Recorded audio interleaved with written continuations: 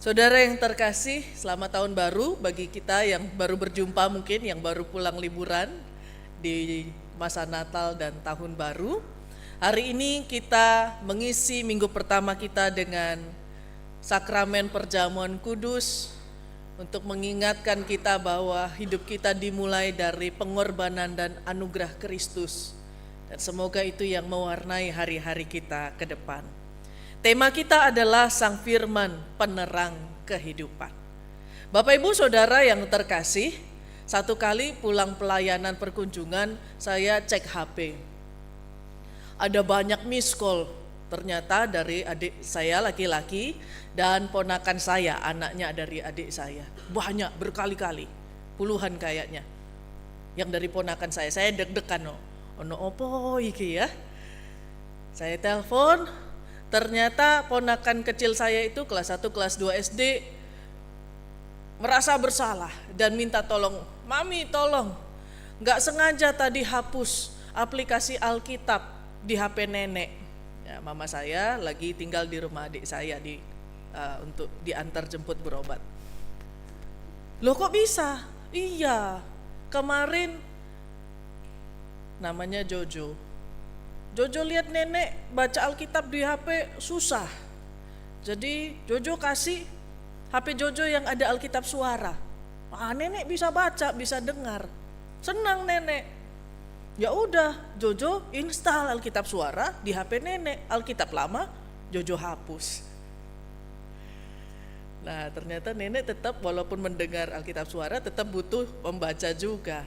Persoalannya mereka enggak tahu aplikasi mana dan settingannya seperti apa, karena saya yang masukkan aplikasi Alkitab itu saya setting supaya hurufnya sebesar mungkin gitu ya. Lalu warnanya saya bikin kontras, saya pilih warna yang aman untuk mata lansia supaya dibaca lama-lama gak perih. Jadi hati-hati juga Bapak Ibu, belum tentu warna-warna di HP itu baca lama juga bisa bikin sakit mata juga ya. Maka diatur warnanya, diatur fontnya, hurufnya biar yang gak lenggak-lenggok tapi yang lurus-lurus saja gitu ya, supaya gak membayang di mata lansia. Nah itu. Jadi saya merenung setelah itu Bapak Ibu Saudara, saya pikir wah, anak sekecil ini dia lihat ya neneknya struggling baca Alkitab dan dia ingin melakukan sesuatu untuk menolong neneknya gitu. Anak sekecil ini sudah tahu ngajarin kita gimana caranya bisa mengakses Alkitab. Dan mungkin saya bayangkan kalau dulu saya jadi pendeta, sering kali ditanyain, diteleponin orang tua, tanya ayat Alkitab. Sekarang jangan-jangan anak-anak malah yang lebih tahu ya tentang Alkitab daripada kita yang sudah senior atau kita yang sudah lebih dahulu membaca Alkitab. Kenapa Bapak Ibu Saudara? Karena sekarang untuk Alkitab itu dicetak sebanyak-banyaknya, buku paling banyak dicetak sedunia Alkitab. Cari di media sosial, Alkitab suara ada, berbagai bahasa ada. Bapak Ibu kalau punya Google Voice bisa disetting itu gratis di HP masing-masing. Bapak Ibu tiduran aja HP entah di mana, Bapak Ibu bisa bilang, "Hey Google, tolong bacakan Yohanes 1 ayat 1 sampai 18 dari bahasa Indonesia." HP di mana aja nanti dia bunyi sendiri. Yohanes 1 ayat 1 sampai 18. Cuma hati-hati, seringkali kalau saya minta bahasa Indonesia seringkali dibacakan bahasa Melayu atau bahasa Malaysia ya. Jadi agak hati-hati. Lebih aman memang bahasa Inggris kalau Google. Tapi kita nggak tahu HP kita di mana, kita bisa panggil dia, "Hey Google, bacakan Alkitab ini dong." Artinya orang yang nggak bisa baca, orang nggak bisa berdiri pun, orang nggak bisa menjangkau Alkitabnya, orang bisa baca Alkitab sekarang. Kalau nanti butuh bantuan nanti saya settingkan di HP Bapak Ibu ya, gantian tapi antri ya. Atau mintalah anak-anak muda, anak kita lebih jago sekarang, yang ngajarin ya ponakan-ponakan anak-anak sekolah minggu kok yang ngajarin kita itu. Kita sekarang, dulu saya itu diajarin Alkitab, dibelikan Alkitab, diantar sekolah minggu, ditungguin, belajar agama ditungguin, dijemput lagi. Ya, semua pelajaran Alkitab, semua buku-buku komik Alkitab dibelikan, belajar sungguh-sungguh, orang tua semua yang ngerjakan. Sekarang anak kita lihat Oma, lihat Mami, ini loh Alkitabnya cerita Yusuf itu loh, waktu dibuang saudaranya, ini ada gambarnya nih di Google gitu. Orang tuanya yang nggak tahu. Ya, Papa tahu Yusuf itu berapa saudaranya. Kemarin ada cerita ya, di mana anak SD kita Google, gurunya di sekolah tanya, berapakah saudara Yusuf anak Yakub? Bapak Ibu tahu berapa saudaranya Yusuf anak Yakub? Berapa? 11. Anak kita Google dan jawabannya 12. Betul atau salah? Kenapa? Ada Dina, anak perempuan yang tidak dihitung. Gurunya sampai minta maaf, ya. Iya, saya lupa. Maka guru juga bisa salah, guru agama di sekolah ya. Karena anak kita bisa cari sekarang. Saya ingat pertama kali masuk Merisi, orang tua selalu telepon saya sore-sore malam-malam, Bu, ayat Musa di mana toh Bu? Anak saya lagi ngerjakan PR Musa. Ini anaknya enggak tahu, papa mamanya enggak tahu. Tapi sekarang enggak ada pertanyaan itu. Saya enggak dapat permohonan bantuan untuk bikinkan PR anak-anak.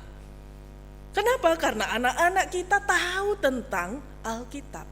Mungkin lebih banyak daripada kita. Maka saya lihat banyak orang tua sekarang agak minder kalau bicara tentang Alkitab, apalagi tentang doktrin kepada anak-anaknya. Anak-anak yang sudah ikut cell group, date, atau apalah itu, ya, mereka itu kemudian menjadi sangat dalam pembahasannya tentang kitab suci, dan orang tuanya sering kali dianggap nggak boleh lagi dan nggak pantas mengkhotbahi kami yang sudah belajar lebih banyak ini. Saya dapat aduan itu soalnya dari orang tua tertentu. Jadi saudara, kalau kita merenung di zaman ini, firman Tuhan sebenarnya sudah beredar sangat banyak. Segampang-gampangnya kita bisa dapat. Orang yang dilarang pun, Bapak Ibu tahu ya, di Tiongkok sekarang lagi dilarang anak 18 tahun untuk masuk. Ada regulasi baru, undang-undang baru, 18 tahun tidak boleh melakukan kegiatan peribadahan, tidak boleh masuk di rumah ibadah gitu ya, 18 tahun. Itu mengerikan tuh ya. Tapi bagi saya nggak apa-apa, karena mereka punya HP kok, gampang lah, nggak takut kita. Mereka tidak bisa mengenal Tuhan gitu ya. Mereka bisa lebih canggih anak-anak sekarang untuk dilarang, makin justru makin belajar banyak. Tapi kalau cuma sekedar peredaran Alkitab, firman Tuhan yang bisa diakses di mana-mana, apakah dunia ini menjadi lebih damai? Apakah penuh kebaikan? Apakah penuh kasih? Apakah iman makin bertumbuh kuat? Buktinya tidak. Ada penelitian mengatakan Indonesia negara beragama, tapi judulnya paling tinggi, pornografinya paling tinggi, korupsinya paling tinggi. Hati-hati juga Bapak Ibu, anak-anak kita itu sekarang lihat komik, Bapak Ibu lihatnya dari jauh kelihatan komik, tapi itu komik-komik yang atau manga-manga yang berbau LGBT. Sayanya juga tahu waktu anak-anak kita camp waktu itu di Pacet, waktu itu mereka cerita, oh ada website-website yang bisa diakses, dan mereka tahu istilah-istilah jenis-jenis LGBT yang lebih banyak daripada yang saya pelajari dulu waktu di kuliah. Macam-macam ceritanya, ya. Makanya nanti di PA-PA kita di setiap Jumat itu akan ada tema-tema yang akan membahas itu. Bapak Ibu gak ada alasan gak bisa datang tiap Jumat, bisa nge-zoom kita sama-sama, kita belajar tentang banyak hal yang kalau boleh saya bilang up to date di zaman ini ya. Tolong kita belajar setiap hari Jumat di Zoom itu. Nah Bapak Ibu Saudara, jadi apakah firman Tuhan gagal? Apakah firman Tuhan yang sudah hadir jadi manusia dan terus Alkitabnya, firmannya dicetak begitu banyak itu kemudian tidak berdampak apa-apa Saudara? Nah hari ini kita membaca kisah Natal versi Yohanes ya. Kita membaca bagaimana kalau Lukas dan Matius bicara tentang Allah jadi bayi kecil, kalau Yohanes bilang Allah sang firman itu jadi manusia. Garis besarnya pada sang firman yang selalu ada, sudah ada sebelumnya, tapi juga baru datang setelah Yohanes. Sang Firman yang datang dalam dunia, anak tunggal Bapa, penuh anugerah dan kebenaran. Firman itu sejak awal sudah ada bersama dengan Allah. Di dalam firman, kita ini jadi, semua ini jadi. Nah, persoalannya, sekarang di mana firman itu? Apakah hanya di bait suci atau di rumah ibadah? Injil Yohanes mengatakan dia tidak bercerita Natal di Bethlehem, dia tidak bercerita Natal dengan pelarian ke Mesir, dia tidak bercerita Natal yang terjadi di Nazaret, dia bercerita Natal Sang Firman yang hadir di dalam diri orang yang percaya pada firman. Natal di dalam diri manusia. Ini penting Bapak Ibu, kenapa? Karena Injil Yohanes ini sebenarnya ditulis untuk jemaat Kristen gereja perdana abad pertama yang tinggal jauh dari Israel. Mereka nggak tahu itu sejarah Israel kemungkinan karena mereka berasal dari banyak bangsa lain. Mereka nggak pernah injakkan kaki di Yerusalem, di tanah Israel. Mereka mungkin nggak pernah lihat bukti-bukti sejarah Israel, nggak pernah lihat kandang di Bethlehem, nggak pernah melihat jejak-jejak Tuhan Yesus di tanah Israel itu. Mereka nggak pernah lihat bait Allah karena gereja perdana itu sudah lahir waktu bait Allah itu hancur. Maka mereka mungkin bisa nggak related dengan apa Natal itu. Maka Injil Yohanes bilang bagi mereka, kamu merasakan Natal kok. Kenapa? Karena nggak perlu ke bait Allah, nggak perlu ke tanah Israel. Selama kamu percaya pada Kristus, itulah Natal itu. Selama engkau menerima firman, disitulah Bethlehem itu. Itu cara Yohanes mengatakan Yesus pun hadir dalam gereja perdana yang nggak pernah lihat kota Yerusalem atau kota Bethlehem. Ini penting saudara, sebagaimana yang dikatakan oleh Paulus dalam surat Efesus. Ulang-ulang dikatakan, kita telah ada dalam Dia, di dalam Dia, di dalam Dia. Perhatikan Efesus itu berayat-ayat. Ulang-ulang dikatakan. Kita ada dalam Dia, kita sudah bersatu dengan Allah kalau kita percaya pada firman Allah. Nah, pertanyaannya tadi ketika Alkitab, firman Tuhan dicetak, disuarakan, dimunculkan dalam video-video itu sudah banyak. Bagaimana dengan kenyataannya? Apakah kita sudah tinggal di dalam sang firman itu atau kita sudah mabuk dengan firman itu yang diberitakan di mana-mana di dalam hidup kita? Beberapa waktu lalu sebelum pandemi, almarhum Pak Kresnayana Yahya itu pernah menyajikan di persidangan klasis kami, klasis kita Banyuwangi itu mengatakan bahwa di salah satu daerah di Indonesia dilakukan penelitian terhadap anak-anak muda Kristen. 20% sudah tidak lagi ke gereja. Kemana mereka? Pindah gereja? Tidak. Pindah agama? Tidak. Di mana mereka? Di rumah saja. Tetap Kristen, tapi di rumah saja. Tidak mau hadir di gereja, tidak mau hadir di persekutuan manapun juga. Lalu bagaimana mereka bisa percaya pada firman kalau mereka tidak pernah belajar, tidak pernah mendengar berita? Diteliti juga apa kegiatan mereka sehari-hari, baca firman sih, tapi mereka lebih banyak hidup dengan pekerjaannya atau dengan gadgetnya sekarang, games dan lain-lain gitu ya, trading dan lain-lain. Kenapa? Mereka tidak melihat integritas dari orang-orang yang banyak umurnya, banyak ibadahnya, banyak ngerti firmannya, tapi dalam hidupnya di luar gereja gak sama banyak karakternya seperti yang dikehendaki firman Tuhan. tidak sama seperti Kristus. Maka mereka melihat, untuk apa ke gereja? Bapak Ibu Saudara yang terkasih, ketika dikatakan apakah kita sudah membuat firman Allah tenggelam? Apakah anak-anak yang tidak lagi datang ke gereja, bahkan negara-negara yang sudah mulai melarang orang-orang bicara tentang agama dan melarang anak-anaknya untuk masuk dalam agama tertentu, belajar firman Tuhan, apakah berarti firman Tuhan akan dibungkam? Injil Yohanes dan surat Efesus mengatakan enggak. Kenapa? Karena orang bisa mengenal Allah hanya dalam satu, bukan dalam Musa, pengantara hukum Taurat, bukan dalam diri Yohanes, hanya sebagai penyaksi, perantara. Tapi orang bisa berjumpa dan mengenal Allah satu-satunya.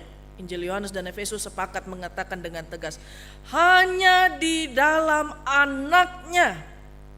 Itu firman yang sejati. Maka kita bisa berjumpa, bisa melihat dan mengenal Allah. Jadi walaupun penelitian itu menghancurkan hati kita Bapak Ibu, data-data itu membuat kita miris begitu ya, prihatin.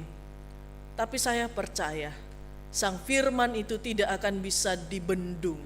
Karena Sang Firman itu adalah Kristus sendiri dan Dia sudah tinggal di antara kita. Kalau gereja tidak bisa merangkul dan mengajaknya kembali, itu salah kita. Itu kegagalan kita, tapi Kristus tidak akan gagal. Kenapa? Karena Kristus bukan hanya ada di gedung gereja, bukan hanya ada di dalam kitab suci, buku yang kita pegang, tapi Kristus adalah pribadi Allah sendiri. Kristus yang melampaui buku-buku cetakan, tulisan-tulisan Alkitab suara itu. Dia akan bisa terus menerangi dunia ini dan kegelapan tidak akan bisa menguasainya, tidak akan bisa menghalanginya, tidak akan bisa membatasinya. Karena itu saudara, dalam 5 tahun ini kalau Bapak Ibu baca warta jemaat kita, di artikel halaman pertama warta kita ada kalimat baru yaitu Ecclesia Domestica. 5 tahun ini visi misi kita adalah menjadikan gereja kita adalah kumpulan dari gereja-gereja mini, yaitu gereja rumah tangga, gereja keluarga. Kita akan 5 tahun ini punya proyek supaya setiap rumah bisa melakukan apa yang seharusnya gereja lakukan. Gereja pertama kita bukan di tempat kita dibaptis ini saudara, atau CD di sini, bukan. Gereja pertama kita, persekutuan yang bersaksi dan melayani, dimulai dari rumah kita, keluarga kita. Gereja paling kecil, paling inti. Kenapa ada visi misi ini? Karena ternyata hadiah pandemi dari Tuhan. Ya, walaupun pandemi menyakitkan, tapi ada hadiah dari Tuhan. Kita disadarkan, waktu pandemi gereja tutup, gereja yang paling kuat ada di rumah-rumah. Ada yang kuat, tapi banyak juga yang gagal. Kalau dulu mana ada orang ke gereja bait Allah aja sekali 3 tahun nih Bapak Ibu. Rumah itulah tempat ibadah pertama. Orang tua itulah yang menjadi pendidik iman pertama, teladan pertama. Saya membayangkan nenek dari ponakan saya, mama saya tentunya ya, yang tiap hari baca Alkitab dengan jauh dekat gitu ya, dengan kesusahan. Tapi dilihat oleh cucunya, oh ini lo baca Alkitab itu setiap hari. Walaupun mata sudah rabun, kacamata sudah ganti berbolak-balik, tetap baca. Enggak disuruh, kamu harus baca Alkitab ya, enggak disuruh. Tapi ketika dia melihat orang tuanya, dia melihat kakek neneknya baca Alkitab susah payah. Sudah diginikan lagi, dijauhkan, didekatkan lagi ya. Dia lihat, susah ya nenekku ini ya katanya. Dan itu di mana? Gak bisa dikhotbahi di dalam rumah, ditunjukkan, dilakukan sering-sering, selalu dalam konsistensi Bapak Ibu. Karena kita melihat bahwa sekarang zaman makin berat. Kita gak bisa menggantungkan diri kita pada orang lain. Kita hanya bisa berjuang supaya setiap rumah di dalam gereja kita ini, setiap keluarga betul-betul kuat di dalam iman. Kalau keluarga sudah kuat, gereja kena hempasan badai apapun, kita gak akan mudah hancur dan buyar. Saya bersyukur, tanggal 22 sampai 27 kemarin panitia semester 2 membuat liturgi untuk ibadah keluarga. Sudah ada yang menjalankan, tapi saya tahu lebih banyak yang tidak menjalankan. Betul ya Bapak Ibu ya? Liturgi 22 sampai 27. Sudah dikirim lewat WA, sudah dicetak banyak, tapi tidak banyak yang mengambil, ada sisa ya ternyata. Tahun ini kita juga mau, selain di pemahaman Alkitab, di Komisi Dewasa disusun banyak tema-tema yang bicara tentang keluarga. Di remaja juga nanti program-programnya sampai dari anak juga, program-programnya gak hanya bicara tentang anak, tapi akan nyangkut juga ke orang tuanya, nyangkut juga ke oma opanya. Kita akan bicara utuh tentang keluarga di mana-mana tempat. Bahkan rencananya sektor juga tahun ini akan kita mulai lagi, bukan di akhir bulan, tapi di Rabu pertama awal bulan. Dan kalau bisa liturginya bukan liturgi versi lama, tapi liturgi versi keluarga. Harus ada lagu anak-anaknya gitu ya. Singkat saja, tapi yang penting keluarga hadir, nyanyi bersama, doa bersama. Mengapa Bapak Ibu? Karena bukan soal rutinitas ritualnya, tapi kita percaya bahwa di dalam semua perjuangan kita itu, kita ingin terhubung selalu dengan Sang Firman yang hidup. Seperti HP kita yang kalau tidak terhubung dengan listrik pasti mati, tidak bisa kepake. Maka kita bisa terhubung dengan Tuhan setiap hari di rumah kita, keluarga kita, sektor kita, gereja kita, seluruh di dunia. Bisa terus belajar firman Tuhan, bergulat belajar firman Tuhan setiap hari. Tapi bosan Bu, ya banyak yang bilang begitu ya. Bosan Bu baca Alkitab, mbok yo kreatif, ya. Kreatif lah, ada banyak cara membaca Alkitab. Saya bersyukur di gereja kita ini ada 1-2 orang bahkan ibu yang pernah cerita bahwa meskipun orang tuanya sudah sepuh hanya terbaring di tempat tidur, tapi tiap hari dibacakan gitu ya. Tiap hari bahkan diceritakan cerita Alkitab dengan menarik dan kemudian didoakan. Ternyata bisa. Anak-anak orang tuanya bikin permainan ya. Dibuat teka-teki, dibuat diskusi ya. Ada bacaan-bacaan Alkitab yang bisa dibaca dengan cara role play. Ayo nak, kita belajar tentang Musa. Misalnya, papa jadi Firaun, kamu jadi Musa.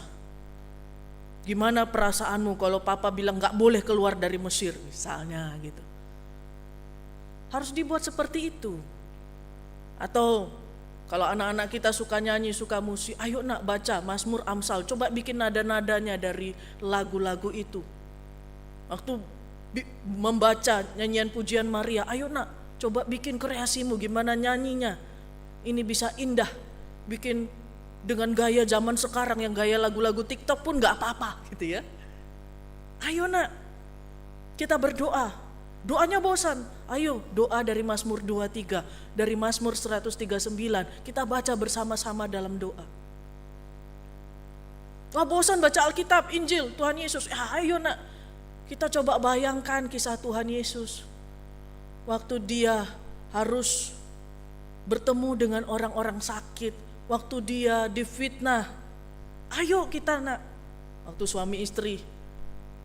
Ayo ada Hana Penina sama suaminya. Gimana perasaanmu kita sebagai suami istri? Simpson dan Delila. Ayo diskusi sebagai suami istri kita. Gimana perasaanmu kalau kita jadi satu Simpson, satu jadi Delila?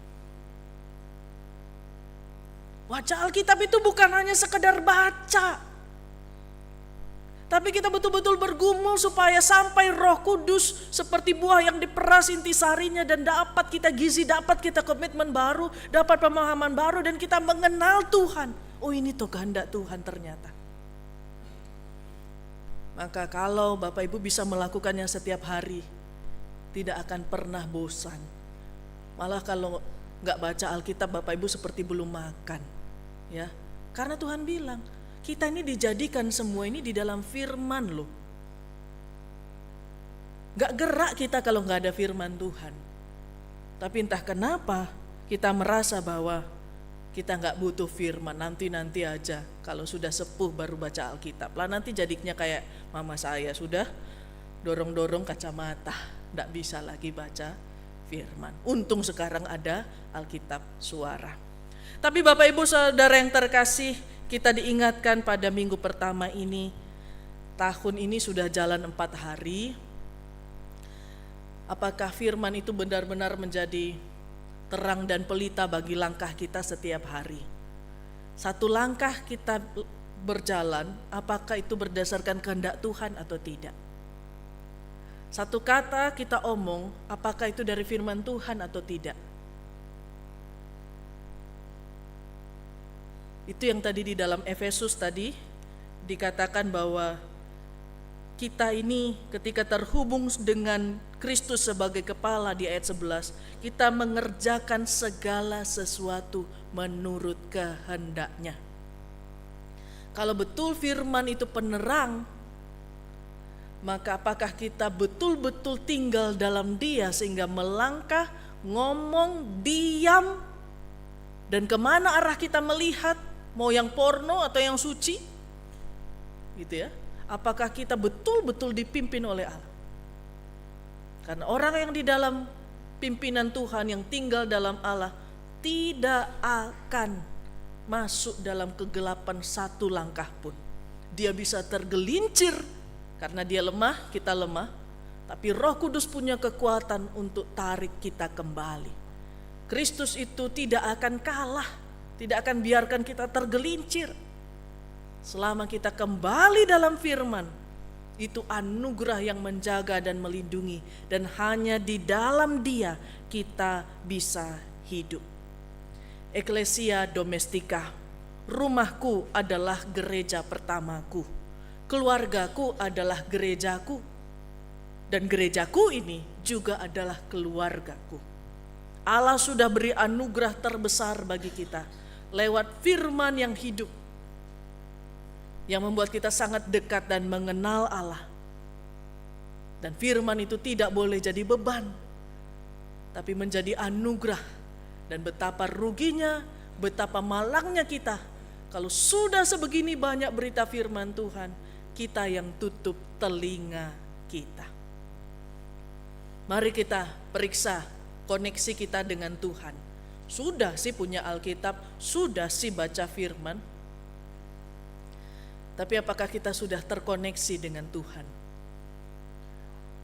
Satu kali saya menelpon seorang ibu, saya WA, tidak dibalas 2 hari, 3 hari begitu. Ketemu di gereja saya diomeli, Bu Erlinda lo gak pernah balas WA saya, gak pernah terima telepon saya. Saya kayaknya yang duluan WA dong, saya yang duluan telepon dong. Boleh saya lihat teleponnya Bu? Ternyata mode pesawat. Pantesan berapa hari ini gak ada WA, gak ada telepon. Dicas terus gitu ya. Dipegang terus. Ketika di muka baru tung tang ting tung masuk semua. Kita pikir kita sudah bawa Alkitab terus setiap hari kan Bapak Ibu? Tapi kok gak ada suara Tuhan? Kok kita gak dengar kehendak Tuhan? Mungkin kita pakai mode pesawat itu, kita matikan hubungan kita dengan Tuhan. Sehingga gak jadi terang, jadinya gelap. Mari kita buka HP kita, hidup kita, Jadikan hubungan itu selalu on Bapak Ibu. Dan percayalah, Allah itu pasti akan banyak kasih petunjuk, banyak kasih tuntunan, banyak kasih penjelasan kalau kita percaya kepadanya. Amin. Saat hening bagi kita.